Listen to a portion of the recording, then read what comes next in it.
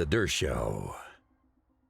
Trump's going all over, and he's traveling from place to place. He's making deals, buying, getting Qatar to buy many airplanes from Boeing, doing other multi-billion-dollar deals. Now, a lot of my Israeli friends are worried.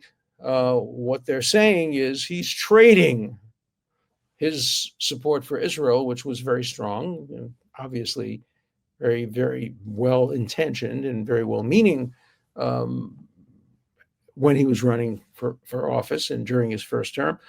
But he's trading that, he's giving that up and trading it for friendship with Arab countries, particularly the Gulf, the oil-rich Arab countries, but also Syria. After all, he today met with the Syrian president, who used to be a terrorist. Maybe he'll be a terrorist again. We don't know, but he was on our most wanted list.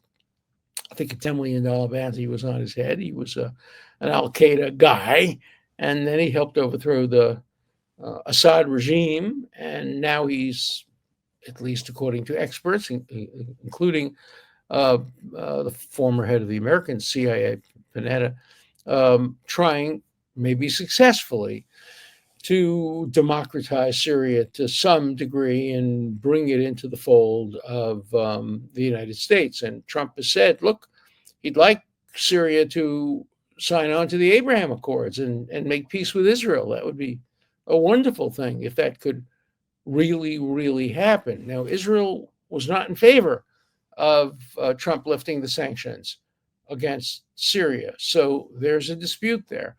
And Israel was obviously caught off guard by the unilateral agreement that Trump apparently made with the Houthis. And they're probably not so thrilled about some of the deals that are being made to arm Saudi Arabia. And we'll see. I mean, the key deal that hasn't yet been made, and President Trump asked for the support of the Arab countries to help them with this, is the deal with the non-Arab Muslim country, Iran, the most dangerous country in the world, I think, particularly if it gets nuclear weapons, and we'll see.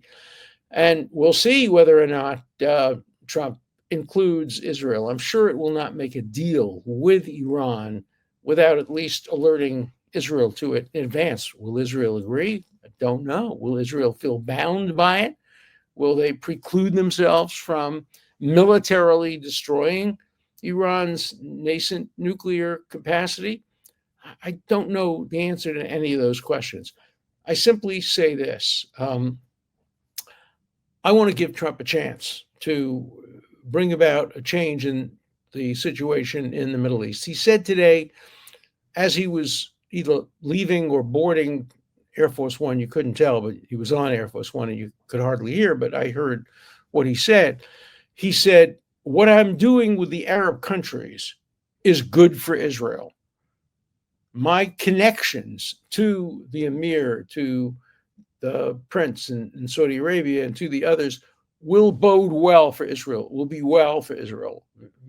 I think what he meant is maybe he will persuade them to sign on to the Abraham Accords. Now, remember, there already are relationships between these Arab countries and Israel. Some of them are members of the Abraham Accords, some are not, but there is some degree of at least implicit recognition, if not formal recognition. But having them sign on to the Abraham Accords moves it a giant step forward. And that's something the Palestinians would be strongly opposed to. And indeed, the Saudis have said they won't sign on to the Abraham Accords unless there's some movement toward a two-state solution that includes the Palestinians. Let's remember, people tend to forget this, that Israel has offered the Palestinians a state over and over again. 1937, 1938, 1947, 1948, 1967, 2000, 2001, 2007. And the Palestinians have always said no. Now they're saying we want a Palestinian state.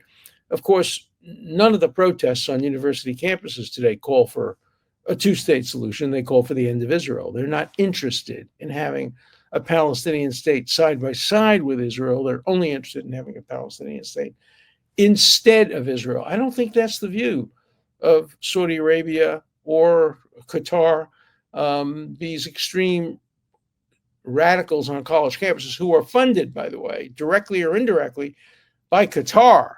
Qatar gives more money to American universities than any other country in the world does, and American universities receive more money from Qatar than from any other country in the world other than the United States. So these radical students who are destroying American universities and these departments that are destroying American universities are funded in large part by Qatari money. So this is such a complicated situation. Qatar is such a complicated country. You know, as I said, when I met the Emir of Qatar, we talked about some of these things, but you didn't get the sense of how complicated and complex this is, the relationship with American universities. I actually lectured at an American university in Qatar, and I got applause for my lecture. I wasn't lecturing on Israel. I was lecturing on free speech in a country that doesn't have free speech. So it was a little bit controversial. The lecture was arranged by the Emir of Qatar's mother, and there were protests. A group of anti-Israel people walked out of my speech, came right up to me, looked me right in the face and then walked past me and left. But the rest stayed and heard me give my speech. So it's such a complex world. Here you have Syria.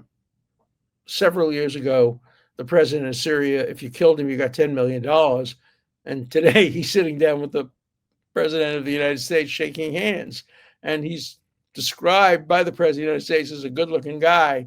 He was a terrorist who murdered innocent people. But, yesterday's terrorist is today's statesman. I guess we've seen that throughout the world, ranging from Nelson Mandela to Menachem Begin to so many other people in history. Not in America. Interestingly enough, the United States never had that kind of terrorism.